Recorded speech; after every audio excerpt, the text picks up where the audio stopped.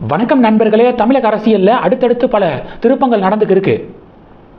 ஆளுநர் மாளிகைக்கு விஜய் போயிருந்தாருல, கவர்னர் என்ன சொல்லியிருக்காரு, போதிய மெஜாரிட்டி இல்லை உங்ககிட்ட, மெஜாரிட்டியோட வாங்க அப்படின்னு அனுப்பி வச்சிருக்காரு. அடுத்த கட்ட நடவடிக்கை என்ன அப்படின்னு ஒரு பக்கம் விஜய் ஆலோசனை நடத்துறாராம்.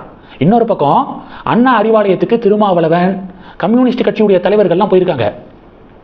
இதே விசிகா கம்யூனிஸ்ட் கட்சிகள்கிட்ட தான் தாவேகா ஆதரவு கேட்டிருக்காங்க.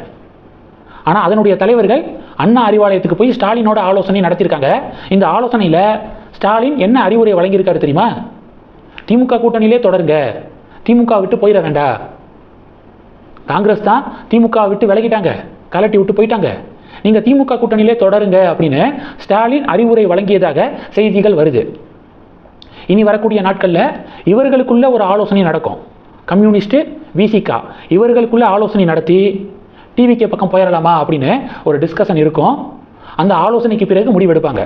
ஒருவேளை டிஎம்கே கூட்டணியை விட்டு போக வேண்டாம் அப்படின்னு முடிவெடுத்தா டிவிகேவுக்கு இருக்கக்கூடிய ஆப்ஷன் மொத்தம் 3 ஆப்ஷன் இருக்கு. தேமுதிக, பாமக, அமமுக.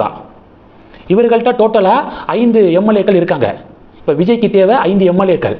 இவங்களை ஆதரவு கொடுக்க சொல்லி விஜய் கடிதம் எழுதுவதற்கு வாய்ப்பு இருக்கு. என்ன வேணாலும் நடக்கலாம், பொறுத்திருந்து பார்க்கலாங்க. முக்கியமா எல்லாமே கவர்னரை கார்னர் பண்ணிக்கிருக்காங்க. எல்லாமே கவர்னர் தான் திட்டமிட்டு இப்படி பண்ணிட்டாரு, விஜயை சிஎம் ஆக விடாம தடுத்துட்டாரு அப்படின்னு கவர்னரை டார்கெட் பண்றாங்க, கார்னர் பண்றாங்க. அது திமுக காரங்களும் சரி. நான் போன வீடியோவில் தெளிவாக சொல்லியிருந்தேன், சிங்கிள் லார்ஜஸ்ட் பார்ட்டி அப்படிங்கிற முறையில் டிவிகேவை ஆட்சி அமைக்க கவர்னர் அழைப்பு விட்டுருக்கணும். கவர்னர் இப்படி காலம் தாழ்த்துறதுனால பிஜேபிக்கு தான் கெட்ட பேரு, பிஜேபி தான் இதை பண்ணுது அப்படின்னு தேவையில்லாமல் விஷம பிரச்சாரங்கள் செய்யப்படும், இதை கவர்னர் தவிர்த்திருக்கலாம் அப்படின்னு சொல்லிட்டு நான் போன வீடியோவில் தெளிவாக சொல்லியிருந்தேன். இருந்தாலும் இன்னும் சில உண்மைகளை நம்ம தெரிஞ்சுக்கணும். என்னன்னா, சிங்கிள் லார்ஜஸ்ட் பார்ட்டி 108 எம்எல்ஏக்கள் எங்களுக்கு இருக்காங்க, 35% வாக்குகளை நாங்கள் வாங்கியிருக்கோம், எங்களை ஆட்சி அமைக்க விடுங்க, பதவி பிரமாணம் செஞ்சு வைங்க அப்படின்னு டிவிகே கவர்னர்கிட்ட போய் உரிமை கோரி இருந்தா மேபி இது நடந்திருக்கலாம். ஆனால் டிவிகே பண்ண ஒரே தப்பு என்ன தெரியுமா? காங்கிரஸோட கூட்டணி வச்சது. காங்கிரஸுடைய 5 எம்எல்ஏக்கள் இருக்காங்களே, அவங்களையும் ஆட் பண்ணி 113 எம்எல்ஏக்களுடைய ஆதரவு எங்களுக்கு இருக்கு அப்படின்னு ஆட்சி அமைக்க உரிமை கோருனது தான் விஜய் செய்த தப்பு. விஜயை சுற்றி இருக்கிறவங்களாவது ஒரு நல்ல ஒரு அட்வைஸ் கொடுத்துருக்கணும். ஒன்று, சிங்கிள் லார்ஜஸ்ட் பார்ட்டி அப்படிங்கிற முறையில் தன்னை மட்டும் முன்னிறுத்தி கவர்னர்கிட்ட ஆட்சி அமைக்க உரிமை கோரி இருக்கணும். அப்படி இல்லை அப்படின்னா போதிய பெரும்பான்மை கிடைக்கிற வரைக்கும் அமைதி காத்து, இப்போ காங்கிரஸ் வந்துட்டாங்க, அடுத்து விசிகா கம்யூனிஸ்ட்டு அவங்க கிட்ட பேச்சுவார்த்தை நடத்தி அவங்கள உள்ளே கொண்டு வந்து டோட்டலாக 118 வந்தோன்னே கவர்னரை சந்தித்து ஆட்சி அமைக்க உரிமை கோரி இருக்கலாம். இல்லை விசிகா கம்யூனிஸ்ட் ஒத்து வரலையா, நான் முன்னாடி சொன்ன மாதிரி தேமுதிக, பாமக, அமமுக இவங்க கிட்ட பேச்சுவார்த்தை நடத்தி இவங்களை உள்ளே கொண்டு வந்து ஆட்சி அமைக்க உரிமை கோரி இருக்கலாம். அதனால் அவசரப்பட்டு காங்கிரஸுடைய 5 எம்எல்ஏக்களுடைய ஆதரவு இருக்கு, 108 + 5 113 அப்படின்னு கவர்னரை அப்ரோச் பண்ணது தான் இவ்வளவு சிக்கலுக்கும் காரணம்.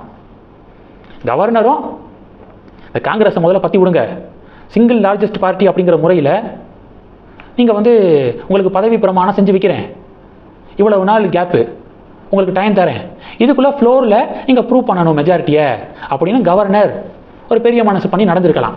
ஆக மொத்தம் டிவிகே மேலேயும் தப்பு இருக்குது. அவங்க காங்கிரஸுடைய 5 எம்எல்ஏக்களையும் ஆட் பண்ணி உரிமை கோருனது தான் தப்பு. இல்லைனா வெயிட் பண்ணி எல்லாமே கரெக்டாக பெரும்பான்மை கிடைச்சதுக்கப்புறம் போய் உரிமை கோரி இருக்கணும். இதை மிஸ் பண்ணிட்டாங்க. அதனால் டிவிகே பக்கட்டும் தப்பு இருக்குது அப்படிங்கிறத நம்ம புரிஞ்சுக்கணும். பார்க்கலாம், இது சீக்கிரம் சால்வ் ஆகும் அப்படின்னு நம்புகிறேன். இன்னொரு தேர்தல்லாம் வேண்டாம், ஜனநாயக முறைப்படி தேர்தல் நடந்திருக்கு, தேர்தலை சந்திச்சிருக்காங்க, மக்களும் ஓட்டு போட்டிருக்காங்க டிவிகேவுக்கு. அதனால் சட்டுப்புட்டுன்னு இருக்கக்கூடிய பிரச்சனைகளை சால்வ் பண்ணி டிவிகேவே ஆட்சி அமைக்கட்டும். எப்படி ஆட்சி அமைக்கிறாங்க அப்படிங்கிறத பொறுத்திருந்து பார்க்கலாம். இதுதான் கரெக்டான ஒரு சூழலாக இருக்கும்னு நான் நம்புகிறேன். அடுத்து என்ன பார்க்க போகிறோம் அப்படின்னா, காங்கிரஸ், கேரளா காங்கிரஸ் மிகப்பெரிய வெற்றி அடைஞ்சிருக்காங்க. ஆனால் யார் முதல்வர் அப்படிங்கிறத தீர்மானிக்கிறதுல செம்ம சண்டை நடந்துட்டு இருக்கு கேரளா காங்கிரஸில். ஒரு பக்கம் கேசி வேணுகோபால் தங்களுடைய ஆதரவாளர்களை தூண்டிவிட்டு எல்லா பக்கட்டும் விளம்பரம், தான் அடுத்த முதல்வர் அப்படின்னு செம விளம்பரம் கேரளா ஃபுல்லாக. இதற்கு முதலமைச்சர் ரேஸில் இருக்கக்கூடிய அந்த காம்படிஷனில் இருக்கக்கூடிய ரமேஷ் சென்னிதாலா என்ன சொல்லியிருக்காருன்னா, யாருக்கு முதலமைச்சர் பதவி அப்படிங்கிறத கட்சி மேலிட முடிவெடுக்கணும், விளம்பரங்கள் அல்ல அப்படின்னு சொல்லிட்டு பதிலடி கொடுத்துருக்காரு. இன்னொரு பக்கம் சதீசன் என்ன சொல்லியிருக்காருன்னா, என்னைய முதலமைச்சர் ஆக்குங்க, எனக்கு முதல்வர் பதவி கொடுக்கல அப்படின்னா நான் எம்எல்ஏவா மட்டும்தான் தொடருவேன், ஆட்சி அதிகாரத்தில் நான் பங்கு பெற மாட்டேன் அப்படின்னு அவர் ஒரு பக்கம் பிரச்சனை பண்ணுறாரு. இப்போ கேரள காங்கிரஸ் வெளி பிதுங்கி போய் நிற்கிறாங்க, யாரை முதல்வராக போடுறது அப்படின்னு இப்போ முழிச்சுக்கு இருக்காங்க. அடுத்து அமெரிக்கா பறக்கும் அண்ணாமலை அப்படிங்கிறது அடுத்த செய்தி. அண்ணாமலை அமெரிக்கா புறப்பட்டிருக்காருங்க. வர 9ஆம் தேதி 10ஆம் தேதி மிக பிரபலமான ஸ்டான்ஃபோர்டு யூனிவர்சிட்டி இருக்குது பார்த்தீங்களா, அதில் நடக்கக்கூடிய ஒரு கான்ஃபரன்ஸில் கலந்துக்கிறாராம். அதுக்காக அமெரிக்கா புறப்பட்டு போயிருக்காரு. அமெரிக்க பயணத்தை முடித்து தமிழகம் திரும்பிய உடனே டெல்லிக்கு புறப்பட போகிறாராம் அண்ணாமலை. நான் சொன்னேன்ல, தமிழக பாஜகவை மீட்பது குறித்து ஆலோசனை நடைபெற இருக்கான்.